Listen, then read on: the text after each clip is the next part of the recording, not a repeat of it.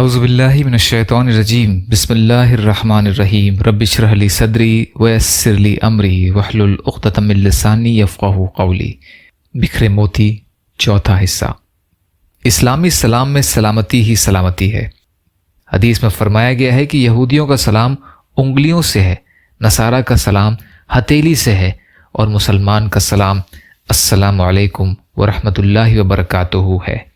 یعنی یہود و نصارہ کا سلام پھر اشارہ ہے، اور مسلمانوں کا سلام ایک مستقل دعا ہے کہ تم پر سلامتی ہو، اللہ کی رحمتیں تم پر نازل ہوں، برکتیں تم پر نازل ہوں۔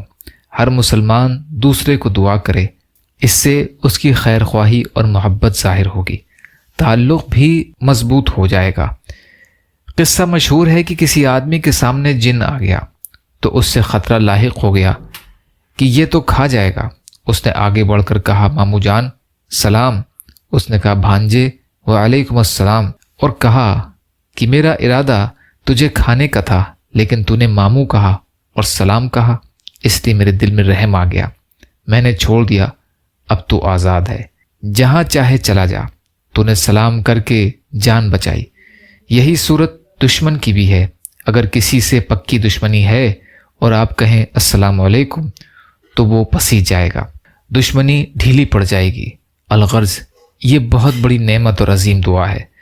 حضرت طفیل کہتے ہیں کہ اکثر حضرت عبداللہ بن عمر رضی اللہ عنہ کی خدمت میں حاضر ہوتا اور آپ رضی اللہ عنہ کے ہمراہ بازار جایا کرتا۔ جب ہم دونوں بازار جاتے تو حضرت عبداللہ بن عمر رضی اللہ عنہ جس کے پاس سے بھی گزرتے اس کو سلام کرتے، چاہے وہ کوئی کباڑیا ہوتا، چاہے کوئی دکاندار ہوتا، کوئی غریب اور مسکین ہوتا، غرض کوئی بھی ہوتا، آپ اس کو سلام ضرور کرتے۔ ایک دن میں آپ کی خدمت میں آیا تو آپ نے کہا، چلو بازار چلیں۔ میں نے کہا، حضرت بازار جا کے کیا کیجیے گا؟ آپ نہ تو کسی سودے کی خریداری کے لیے کھڑے ہوتے ہیں، نہ کسی مال کے بارے میں معلومات کرتے ہیں، نہ مول بھاؤ کرتے ہیں، نہ بازار کی محفلوں میں بیٹھتے ہیں۔ آئیے یہیں بیٹھ کر کچھ بات چیت کریں۔ حضرت عبداللہ بن عمر رضی اللہ تعالی عنہ نے فرمایا، اے بڑے پیٹ والے، ہم تو صرف سلام کرنے کی غرض سے بازار جاتے ہیں کہ ہمیں جو ملے ہم اسے سلام کریں۔ موطا امام مالک سے لیا گیا ہے۔ یا اللہ ہم سب کو کہنے سننے سے زیادہ عمل کی توفیق عطا فرما۔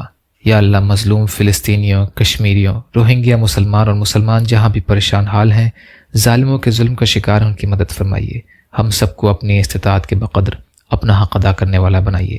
یا اللہ جو مانگا وہ بھی عطا کر دیجیے، جو مانگنے سے رہ گئے وہ بھی عطا فرمائیے۔